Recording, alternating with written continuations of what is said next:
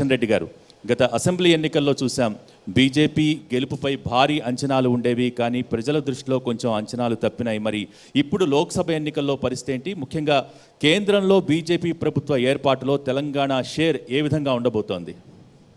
ఖచ్చితంగా తెలంగాణలో కూడా మంచి స్పందన ఉంది. తెలంగాణ ప్రజలు కూడా గత పార్లమెంట్ ఎలక్షన్స్లో పోచి చూసినట్లయితే ఇక్కడ కూడా నరేంద్ర మోడీ గారు ప్రధానమంత్రి కావాలని, కానీ జాతీయ స్థాయిలో తెలంగాణ ప్రజల యొక్క స్పందన కూడా చాలా బాగుందని నిరూపణ జరిగింది.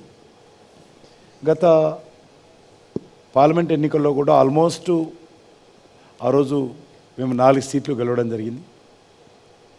ఖచ్చితంగా ఈసారి డబుల్ డిజిట్ సీట్స్ గెలుస్తామనేటువంటి అంచనాతో ముందుకెళ్తా ఉన్నాం. ఆ దిశలో మేము విజయం సాధిస్తాం. రైట్. కిషన్ రెడ్డి గారు, తెలంగాణ నుంచి మీ పార్టీ పెను సవాలు ఎదుర్కొంటుంది.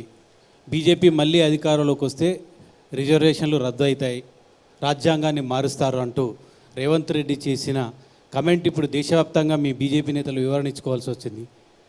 నిజంగా రద్దు చేస్తారా రిజర్వేషన్లు? నిజంగానే రాజ్యాంగాన్ని మార్చాలనుకుంటుందా బీజేపీ? రేవంత్ రెడ్డికి అర్ధరాత్రి కలబడ్డట్టుంది. అది ఎవ్వరు కూడా రిజర్వేషన్స్ రద్దు విషయంలో మా పార్టీ కానీ ఎక్కడ కూడా ప్రస్తావన రాలేదు. మేము మొదటి నుంచి కూడా చెప్తా ఉన్నాం, ఏదైతే చేస్తామో అది చెప్తాము, ఏదైతే చెప్తామో అది చేస్తాము. మేమేమి కూడా దాచుకోవాల్సిన అవసరం లేదు. మేమేం కొత్తగా అధికారంలో రాలేదు. వాజ్పేయి హయాంలో మేము 6 సంవత్సరాలు పరిపాలన చేసాం. ఇప్పుడు 9.5 years పనిచేస్తున్నాం. అద్భుతంగా రిజర్వేషన్స్ అమలు చేయడం కోసం కృషి చేస్తూ ఉన్నాం. కాబట్టి ఏదో తెలంగాణలో గత శాసనసభ ఎన్నికల్లో కాంగ్రెస్ పార్టీ అనేక రకాల హామీలు ఇచ్చింది. 100 రోజుల్లో 6 గ్యారెంటీలు అమలు చేస్తామని చెప్పింది.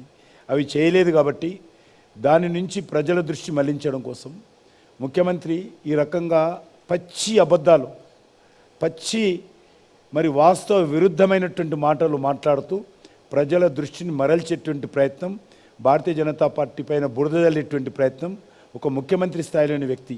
మేము కాదు అని చెప్పినాక ఒక ప్రధానమంత్రి అభ్యర్థి వచ్చి జైరాబాద్ సభలో నా కంఠంలో ప్రాణం ఉన్నంత వరకు రిజర్వేషన్స్ ఎవరు మార్చడానికి వీలేదు, నేను చివరి శ్వాస వరకు కూడా డాక్టర్ బాబాసాహెబ్ అంబేద్కర్ రాజ్యాంగాన్ని గౌరవించడం కోసమే కృషి చేస్తాను, పోరాటం చేస్తానని చెప్పిన తర్వాత కూడా వితండవాదం చేసిన వాళ్ళకు ఏమీ చెప్పలేము. తాను పట్టిన కుందేలకు 3 కాళ్ళంటే ఎవరేం చేయలేము. కానీ కొన్ని ఆధారాలను కూడా చూపించారు. గతంలో మోహన్ భగవత్ గారు ఆర్ఎస్ఎస్ చీఫ్ చేసిన కమెంట్ను కూడా ఆయన ప్రజల ముందుంచే ప్రయత్నం చేశారు. రాజ్యాంగాన్ని, రిజర్వేషన్ల అంశాన్ని పునఃపరిశీలించాలని విడుదల చేసిన ఒక గెజిట్ని కూడా ఆయన ముందుంచారు. దీనికి ఏం చెప్తారు? కొన్ని అంశాల విషయంలో అప్పుడు ఉన్నటువంటి పరిస్థితుల్లో జరిగింది. మోడీ గారు వచ్చిన తర్వాత ఎప్పుడు కూడా మేము 9.5 yearsలో దాని గురించి చర్చించడం లేదు. చర్చిస్తే చెప్తాము, చెప్పడానికి ఏముంది. రేవంత్ రెడ్డి యొక్క సర్టిఫికేట్ మాకు అవసరం లేదు. మేము రాజ్యాంగం మారుస్తామా మార్చమా, రేవంత్ రెడ్డి యొక్క సర్టిఫికేట్ మాకు అవసరం లేదు. మాకు ప్రజల యొక్క ఆమోదం ఉంది. ఖచ్చితంగా రానున్న రోజుల్లో మేము ఈ యొక్క రాజ్యాంగాన్ని గౌరవిస్తాము, రిజర్వేషన్స్ సమర్థవంతంగా అమలు చేస్తాము. 75 సంవత్సరాల తర్వాత కూడా ఇంకా పూర్తి స్థాయిలో న్యాయం జరగలేదు. అందరికీ న్యాయం జరిగేంత వరకు, అందరికీ చివరి పంక్తిలో ఉన్నటువంటి చివరి వ్యక్తి వరకు కూడా ఈ యొక్క ప్రభుత్వ ఫలాలు అందే వరకు వాళ్ళందరికీ రిజర్వేషన్ అమలు జరగాలని స్పష్టంగా మా పార్టీ ఆలోచన చేస్తుంది. ఆ దిశలోనే మేము ముందుకు. అధికార ప్రతినిధి నిన్న మాట్లాడుతూ రాజ్యాంగ పీఠికలోని సెక్యులర్ అనే పదాన్ని ఖచ్చితంగా తీసేస్తామని కూడా చెప్తున్నారు. వారు అన్నది విషయం ఒకటి, అది కూడా ఇప్పుడు చెప్పాల్సిన అవసరం లేదు. కానీ గతంలో డాక్టర్ బాబాసాహెబ్ అంబేద్కర్ రూపకల్పన చేసినటువంటి రాజ్యాంగాన్ని కాంగ్రెస్ పార్టీ మార్చిందని చెప్పాడు. కాబట్టి అంబేద్కర్ గారు ఏ రకంగా ఉండేనో దాన్ని పెట్టాల్సినటువంటి అవసరం ఉందని చెప్పాడు. దేశానికి స్వతంత్రం వచ్చి 75 ఏళ్ళు దాటింది. భారత రాజ్యాంగం అమల్లోకి వచ్చి 70 ఏళ్ళు దాటింది.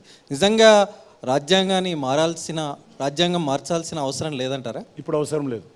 అద్భుతమైనటువంటి రాజ్యాంగం మన రాజ్యాంగం. ప్రపంచంలోనే మన భారతదేశానికి సంబంధించినటువంటి రాజ్యాంగం ఏదైతున్నదో చాలా అద్భుతంగా పనిచేస్తుంది. రాజ్యాంగంలో లోపాలు లేవు. రాజ్యాంగాన్ని అమలు చేస్తున్నటువంటి పాలకుల్లో లోపాలు ఉన్నాయి 2 సంవత్సరాలుగా తప్ప రాజ్యాంగంలో లోపాలు లేవు. అద్భుతంగా రూపకల్పన చేసిపోయారు డాక్టర్ బాబాసాహెబ్ అంబేద్కర్ గారు. క్రిమిలియర్ విధానాన్ని అమలు చేయకపోవడం కారణం ఏంటి?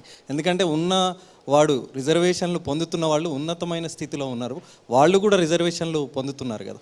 ఇది స్వచ్ఛందంగా ముందుకు రావాల్సినటువంటి అవసరం ఉంది. ఇప్పుడు ఉదాహరణకు మేము అధికారంలోకి వచ్చిన తర్వాత మోడీ గారు అప్పీల్ చేశారు, ఎవరైతే గ్యాస్ సబ్సిడీ తీసుకుంటున్నారో దయచేసి వదిలేయండి అని చెప్తే సుమారు 2 కోట్ల మంది ప్రజలు స్వచ్ఛందంగా ముందుకొచ్చి మాకు గ్యాస్ సబ్సిడీ అవసరం లేదు, మా సబ్సిడీ ఇంకా పేదవాళ్ళకి ఇవ్వండి అని చెప్పి 2 కోట్ల మంది గ్యాస్ సబ్సిడీ వదిలేసినటువంటి పరిస్థితి ఉన్నది. కాబట్టి ప్రజలు ఆ రకంగా స్వచ్ఛందంగా రావాలి, మార్పు రావాలి, ప్రజల్లో చర్చ జరగాలని కోరుతున్నాం తప్ప మేము ఇప్పటివరకు ఆ విషయంలో ఏ నిర్ణయం తీసుకోలేదు. రాజ్యాంగాన్ని మార్చం, రిజర్వేషన్ రద్దు చేయం, ఇదంతా కాంగ్రెస్ పార్టీ చేస్తున్న దుష్ప్రచారం మీరు చెప్తా ఉంది. అయితే కాంగ్రెస్ పార్టీ గెలిస్తే, కాంగ్రెస్ పార్టీని గెలిపిస్తే మహిళల మెడలో మంగళసూత్రాలు తీసుకుపోయి ముస్లింలకు ఇస్తారు, హిందువుల ఆస్తులని లాక్కుపోయి ముస్లింలకు పంచిపెడతారు. ఇది కాంగ్రెస్ పార్టీ మేనిఫెస్టో లేదు, కాంగ్రెస్ పార్టీ నాయకులు ఎవరూ ఎక్కడ చెప్పలేదు. మీరు చేసిన ఈ కామెంట్కు రివర్స్లో వాళ్ళు మీ మీద ఆ రిజర్వేషన్ రద్దు దాన్ని ప్రయోగించారనుకుంటున్నారా? వారు ఏమన్నారంటే మేము మళ్ళీ అధికారంలోకి వస్తే ఆర్టికల్ 370 రద్దు చేస్తాము, మేము అధికారంలోకి వస్తే డాక్టర్ బాబా ఇప్పుడు జమ్మూ కాశ్మీర్లో 75 సంవత్సరాలు జిన్నా రాజ్యాంగం అమలు జరిగింది, 2 ప్రధానమంత్రులు, అనేక చట్టాలు, భారత రాజ్యాంగం జమ్మూ కాశ్మీర్లో అమలు జరగలేదు. మేము వచ్చిన తర్వాత ఆర్టికల్ 370 రద్దు చేసి డాక్టర్ బాబాసాహెబ్ అంబేద్కర్ రూపకల్పన చేసినటువంటి భారత రాజ్యాంగాన్ని జమ్మూ కాశ్మీర్లో 75 సంవత్సరాల తర్వాత మేము ఇంప్లిమెంట్ చేస్తున్నాం.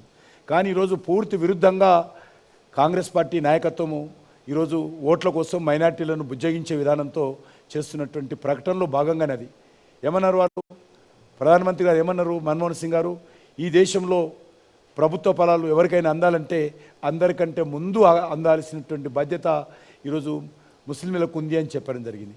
దాన్ని ఉద్దేశించి వారు అన్నారన్నమాట.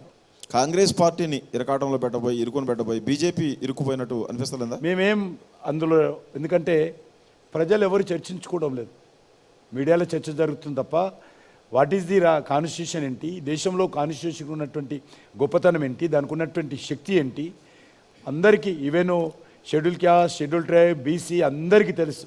2047 వరకు వికసిత్ భారత్ని నిర్మిస్తాము అని మొదటి ఫేజ్ ఎన్నికలు జరిగే వరకు చెప్పుకొచ్చిన ఈ భారతీయ జనతా పార్టీ ఆ ఫేజ్ తర్వాత అంతా కూడా మతాలు, కులాలు, ప్రాంతాలు వీటి గురించే మాట్లాడుతూ ఉంది. మొదటి ఫేజ్లో ఏమన్నా నెగిటివ్గా మీకు ఫీలర్స్ వచ్చాయా? కాంగ్రెస్ పార్టీ మేనిఫెస్టో వచ్చిన తర్వాత చెప్పాల్సిన పరిస్థితి, మేము 3 తలాక్ పునరుద్ధరిస్తాము, ఆర్టికల్ 370 తీసేస్తాము అనేటువంటి అంశాలు, అనేక రకాల అంశాలు వాళ్ళు చెప్పారు కాబట్టి చెప్పాల్సిన పరిస్థితి వచ్చింది. మేము ఇప్పటికి కూడా మా వికసిత్ భారత్ సంబంధించినటువంటి మాటకు కట్టుబడి ఉన్నాము, ఆ దిశలోనే మేము ముందుకెళ్తాము. సార్